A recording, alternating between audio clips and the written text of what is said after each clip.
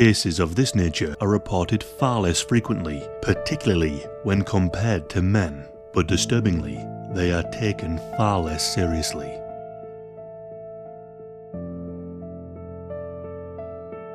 Meet Alyssa Zinger. Alyssa was born on the 15th of January 2001 and she grew up in a suburban area of Tampa, Florida. She was raised within a tight-knit community in a close Christian family environment. She did not follow a traditional public school path through her adolescence.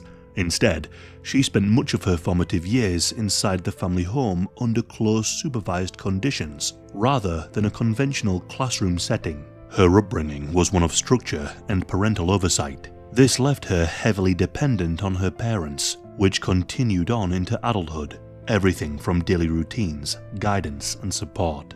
Those close to her described her as quiet and withdrawn. She struggled to navigate social situations and found it difficult to form lasting friendships. She was soon diagnosed with ADHD, OCD, and anorexia. By her early 20s, she was still living in Tampa, working at a local supermarket. People who interacted with her every day described her as soft-spoken and socially awkward. She went under the radar. But she lifted herself out of obscurity when she established a carefully crafted presence on social media in the spring of 2023. But these were not normal social media accounts. She created profiles that presented her as a 14-year-old girl. On TikTok, she used the name Alyssa Zinger with a double R, and she uploaded clips of herself dancing. One young boy later recalled the moment he first noticed her on this account. He said that her dance moves made her look like a 13-year-old. The videos prompted him, along with several other classmates from his school, to send her a follow request, and they began passing the videos around in their group chats. The rapid sharing among these 12 to 15-year-old students created momentum for her content. It didn't take long before individual private conversations started taking place. It's believed that she danced in a childlike way to lure young boys into her DMs. She also had a Snapchat.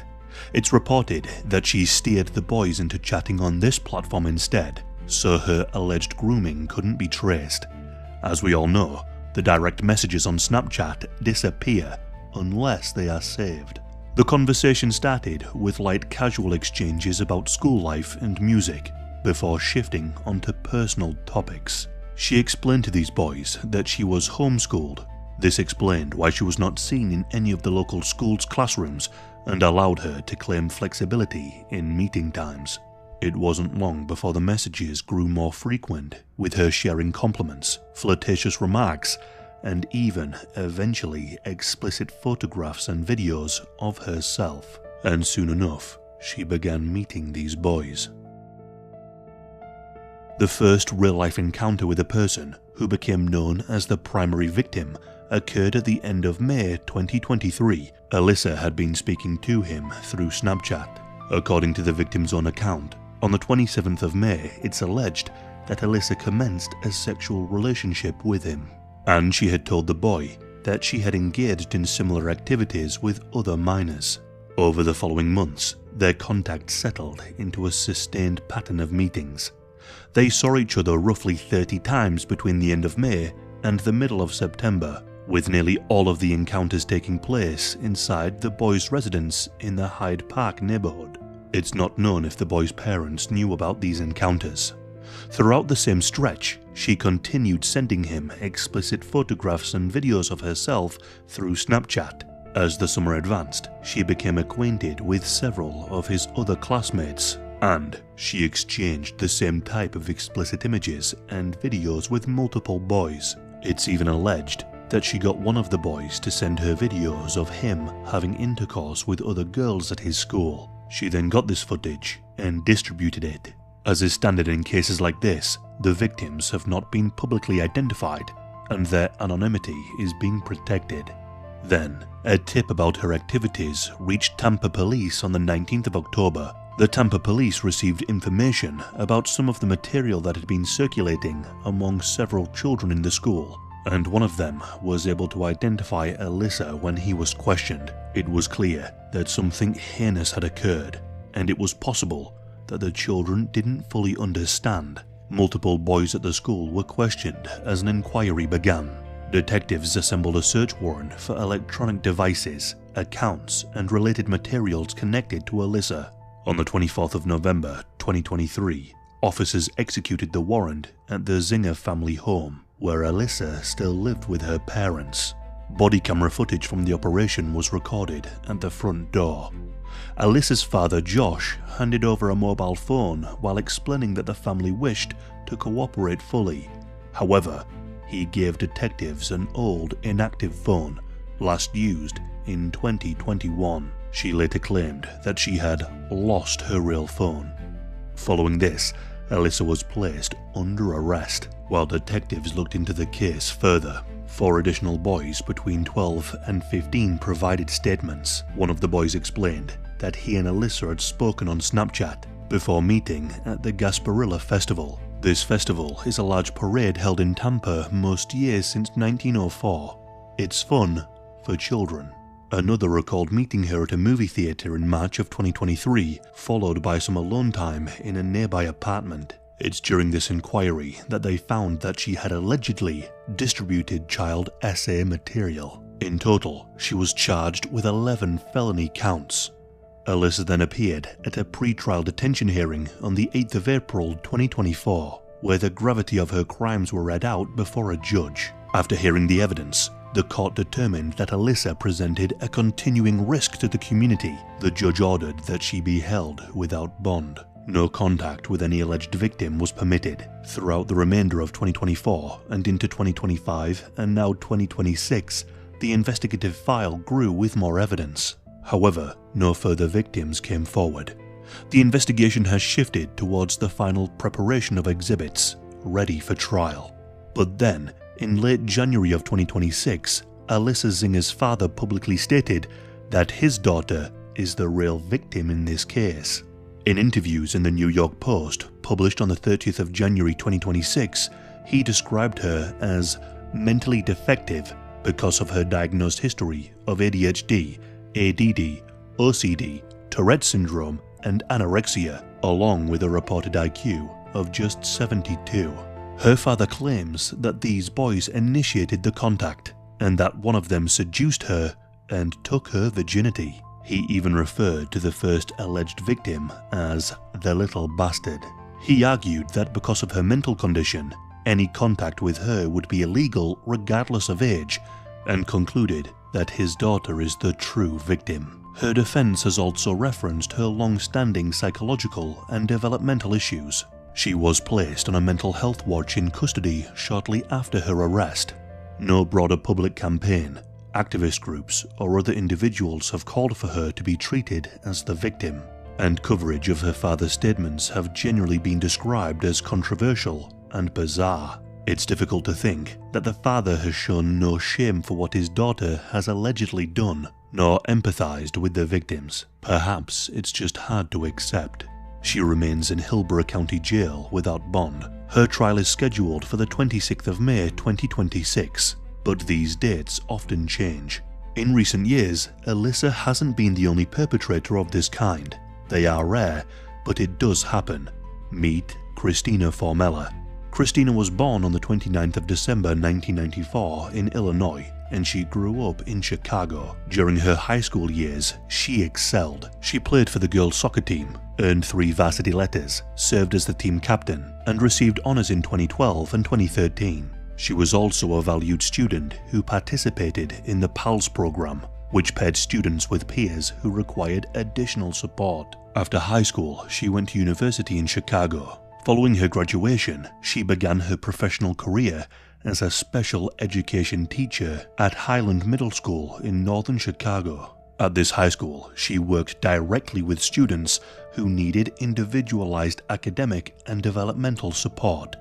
She also volunteered as an assistant coach for both the boys and girls soccer programs. Not long after this, she married a man named Michael, whom she met at university. The two were very talented and ambitious people, just living the American dream. Or so people thought. Little did anyone know, she was acting in the most despicable way. She was taking advantage of her position and authority over vulnerable young boys. Christina conducted one-on-one tutoring sessions with students who required extra academic support. These sessions took place in a classroom on school grounds, often before the first bell of the day.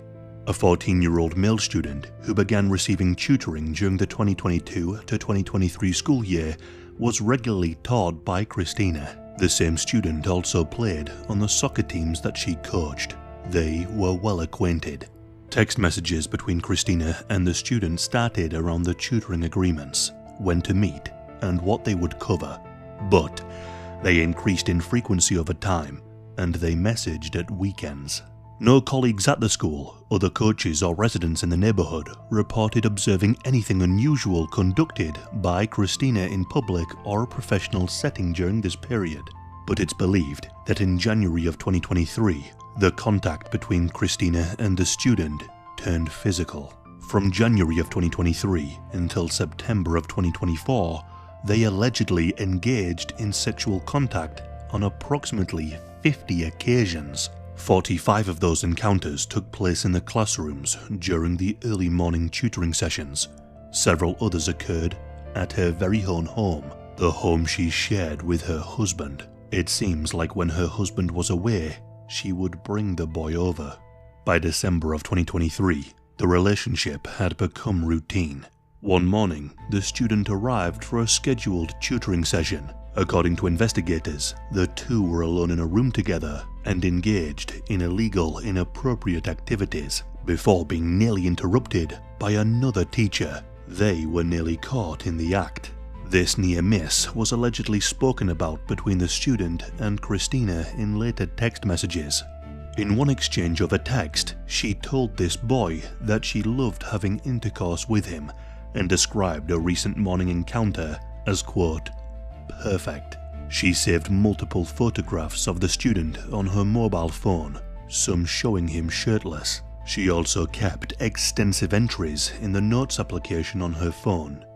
These entries referred to the student by name and recorded her personal thoughts and feelings about him across many months, a boy who was barely a teenager. However, the final encounters occurred in August or September of 2024. On the 15th of March 2025, the student's mother examined her son's mobile phone. She then discovered the volume and explicit nature of the messages exchanged with his teacher Christina. These messages were daily, and they were said to be in the thousands. The mother contacted the police department the very same day. Detectives interviewed the student and obtained a search warrant for Christina's mobile phone. On the 16th of March, officers pulled her over during a traffic stop and they placed her under arrest. The search of her mobile phone uncovered the full message history between her and the student, along with the topless photographs of him and hundreds of written entries stored in the Notes app. Police were disturbed. What made it even stranger is that Christina just didn't look like the kind of person who would do something like this. Using the digital material from her phone, together with the student's statements, investigators built the case against her. The following morning, on the 17th of March 2025, Christina appeared in court. She faced one count of criminal SA, along with other crimes. Remarkably, the judge released her on bond with conditions that she have no contact with the student or any person under the age of 18, and that she stay away from the high school that she taught at. Since then, the scale of her abuse was uncovered and the charges ballooned. In June of 2025, a grand jury returned 52 total felony counts. Christina's husband Michael has not given an interview or a public statement about the case. However, when detectives first spoke to him on the day of Christina's arrest in March of 2025, he said he knew absolutely nothing about the student beyond the fact that the boy played football. He appeared to be completely surprised and asked the officers, "Is she going somewhere?" as they took her into custody. Since then, Michael has stood by Christina at every major court appearance, even in the face of these allegations.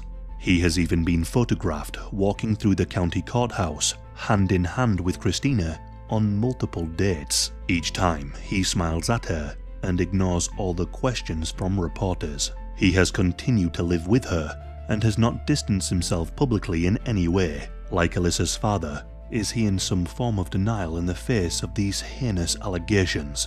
After all, Christina allegedly called the boy a stalker and allegedly claimed that he was obsessed with her because she was so good looking, and she blamed him for ruining her life. Christina pleaded not guilty to all the charges and faces a criminal trial in the near future. However, her date has not yet been set. Female offenders in cases like this are far less common, and because of that, they are sometimes overlooked, misunderstood, or even entirely dismissed. Society tends to view women as less capable of this kind of behavior, which can make cases like this feel more shocking when they do surface. But what makes them even more unsettling is how they are often treated. When the offender is female, there is a tendency for people, especially men online, to downplay it or even frame the victim as lucky, and that reaction says a lot about the world we live in.